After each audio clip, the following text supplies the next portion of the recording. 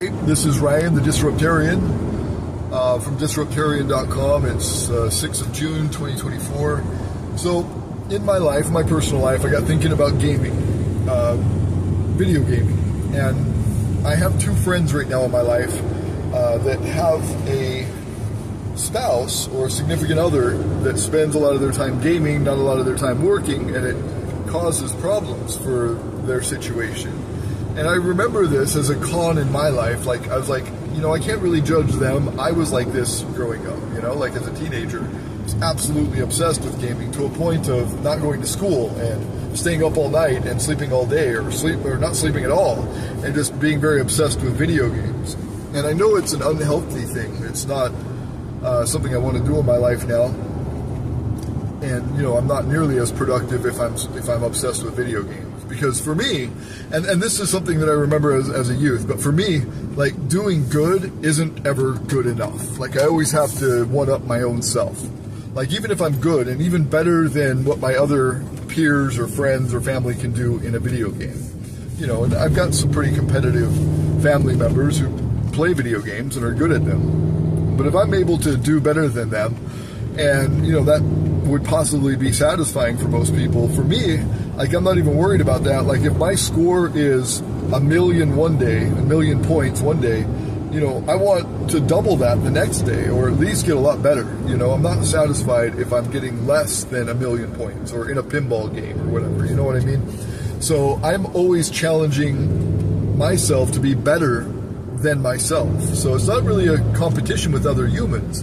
You know, gaming usually, unless you're playing one of these multiplayer games, but I would say in the games that I've played, especially in my youth, it's a, you know, single-person game, or single-person play. And so, like pinball, I'm always trying to beat my last best score and get a free play every game. That's my goal, is to get a free play and to beat my last score, you know. And so I love pinball games. I'm pretty good at them. But I remember, you know, not only spending a lot of time on video games, but like on pool and pinball as a kid, spending a lot of money. And it was a real detraction from my life in a lot of ways. But I remember it just being skill-based, a lot of these games. And so, you know, Tetris and, you know, other, you know, geometry or physics games, you know, there's a lot of those. And there's great games like shooting games, multiplayer games, you know, that are all skill-based and very useful in the world in a lot of ways. I personally believe flight simulators, I love those, and I've worked on my pilot license myself, you know, before I got into my car accident. So I, you know, did flight simulators most of my childhood and then took that to real life, and it was good for me. I'm very comfortable in an airplane. So I think that video gaming has a lot of cons, but it has a few pros as well, and I think that's part of it. So when I was talking to my friends and thinking about their situation with their spouse, my thought was, well, I can't judge them. I'm judging them because they're not paying their bills, or they're not doing this, or they're not doing that. Like, you know, their family's poor because of their gaming habits, you know, potentially, and in these cases anyway. And so I get it, though. As a kid, that's what I did. I would not go to school at very young ages just to sit and play my Nintendo and, you know, find every excuse to just stay at home during the day and play my Nintendo more. But I remember, and this is the story, it was, and I can't even remember the name of this video store, but they had a video game competition, and I always rented video games from this store, but their competition was for a bunch of memorabilia, Nintendo stuff, and then there was a gift card for 10 rentals and a Rambo handheld game, or some shit like that, like a first-person shooter game. It was like handheld and all analog, like, you know, barely digital, and but it was the 10 rentals that I wanted. I didn't want this handheld thing, and that was the first place prize, was this handheld Rambo game, and the second place prize was the 10 rentals, and that was like worth 30 or 40 bucks to me, and I would be renting anyway, so I really wanted that. So I knew a way to beat the game every time. It was in level 5-1, you jump on a turtle and you tip it till it, you know, gives you unlimited lives and unlimited points. I mean, you just rack up the points endlessly, and it never stops. And you eventually get unlimited lives where you just can't die. And so, yeah, you just jump on this turtle and you bounce him against a step on a, what is it called, like a stairway or whatever, a ladder. You're bouncing him off this stairway until you get, you know, you're just endlessly bouncing, and you get the points and the lives. And so I taught the other two guys in the competition. There was just the three of us that, you know, this is something you could do. Like, they didn't know that was a possibility. And so then we were all kind of turtle tipping. But I had the most points at first. And, you know, I knew that I was going to win first place. I didn't want first place.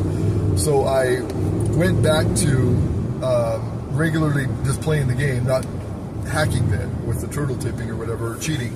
You know, but to just go back to gameplay, and I knew I was going to be third place, and I was definitely going to get the second place prize, which is what I wanted. And then at the end, they switched to prizes because they knew that the value was in the rentals, not in that handheld piece of crap. So I got what I thought was going to be the first place prize, and that was that little Rambo handheld thing.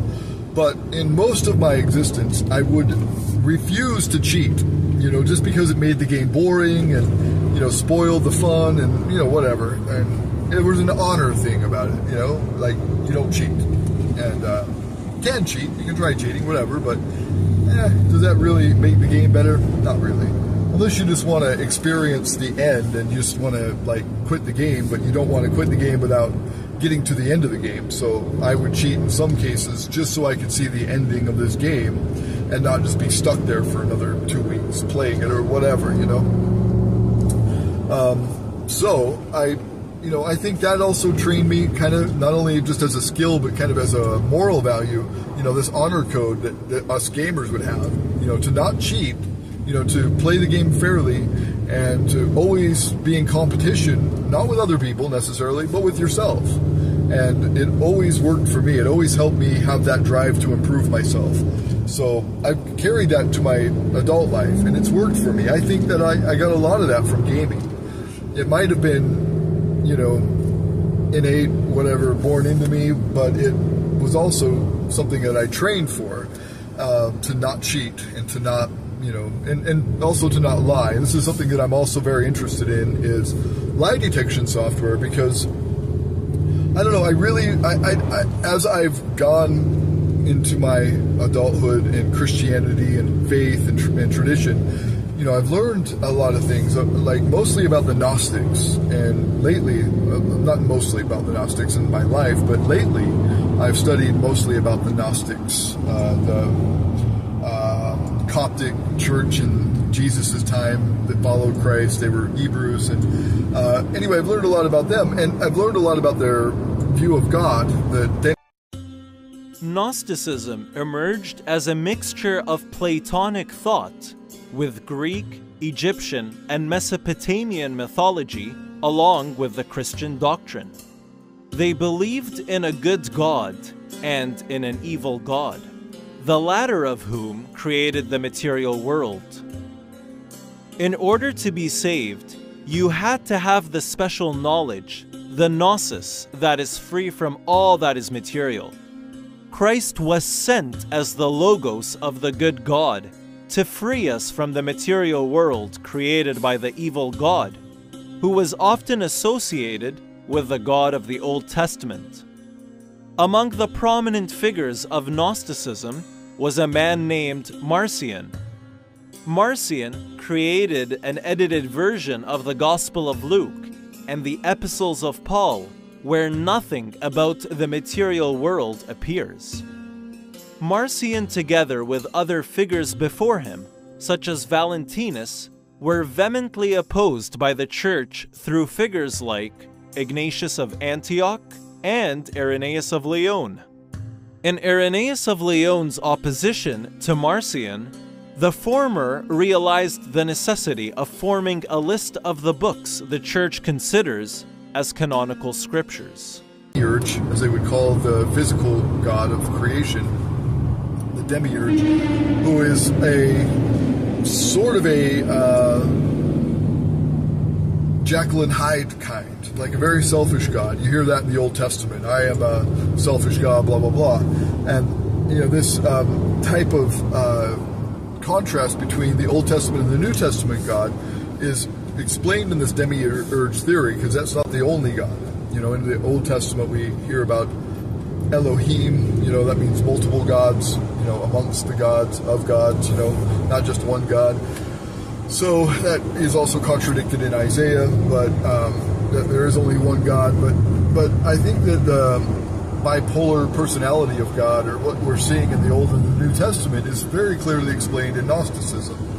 So in my life now, I don't look for good and evil or righteous and unrighteous anymore. Not so much. More for me, it's about truth versus fiction, lies versus truth. You know, I insist on truth, and so as a challenge in my life, not only just so life isn't boring and easy, you know, or whatever, like lying to get your way or whatever, in a lot of people's lives it makes it really easy, you know, especially if they're incognito, if not a lot of people know about them, if they're not very obvious in the world, you know, if they're just, you know, in the shadows, you know, they can manipulate their life with lies and make their life very easy, whether it be welfare, social welfare, the dole, whatever, or whether it be with people or friends or family. You know, liars, if they're, you know, subversive enough and not out in the open enough, they can get away with a lot and make their life very easy. I don't like my life to be very easy. That's why I'm very accountable on social media. I've always said my piece on here for all the way back to 2000 and, I don't know, whenever YouTube started, and before that even with MySpace. I've always been very direct and owning my opinions with my own face, not hiding, you know, behind a facade or a mask, but like using my own reality and my own person, not just a personality that I've created, but me as a person. I've used myself and made myself accountable by saying what I want to say, saying my piece to everybody, and letting it be judged by the masses, if that is how it needs to be, you know, if there needs to be judgment on my decisions or personality or person as a, you know, content maker. I'm happy to expose myself. It doesn't always work out to my benefit, or at least it doesn't always make life easy for me, but it does work out to my benefit because it does make me accountable. Like, I made a video about how my exes are using parental alienation against me. The definition of parental alienation is they turn the children against the other parent. You know, they intentionally use words or manipulation of some sort to turn the kids against the other parent. And so in that I've gone through that now this year, and the first time really ever, I mean, I've had my exes threaten it, you know, like, oh, if you don't do this, then I'm going to take your kids from you, or if you don't do that, I'm going to take your kids from you. I had that for, I don't know, the last 9 years, but I've never had a custody battle until this year. So I made a video about it. And my son is writing on there. I don't know if he knows that I know his name on YouTube, but I know it. I know it's him. And, you know, a couple of other people have given me criticism about it and given me a perspective about it that I'm able to think about. But that's the best thing about being accountable and not subversively, you know, using gossip or innuendo or, you know, darkness to conceal your thoughts. Being out in the open, you know, what do they say? Sunshine is the best sanitizer. Helps me clean up my act anyway. So I'm not always right, and I'm not always the most righteous, and I'm not always good, but I'm honest. And someday lie detection software and technology and algorithms, you know, are going to be effective enough that they can use them on these videos, on anybody's video, or on live speeches, or on the phone, or in person, to analyze sincerity and truth and all that. That will happen very soon. And AI will make it very, very effective, almost 100% accurate. And, you know, the way the cost of technology and the rate of improvement makes the price go down, it's going to be affordable for everybody to have, and lies are going to go away. And I'm happy about that in some ways, but also being honest is what sets some people apart. You know, because people that lie can get away with lying right now. In the future, they're not going to be able to get away with it. It's not going to be allowed. Technology won't allow people to lie. There might be technology to subvert the technology that detects lies or sincerity, but for the most part, I think sincerity and truth will be required in society. There will be no other option. because there'll be no incentive to lie. If people lie in the future, when this technology exists in 100%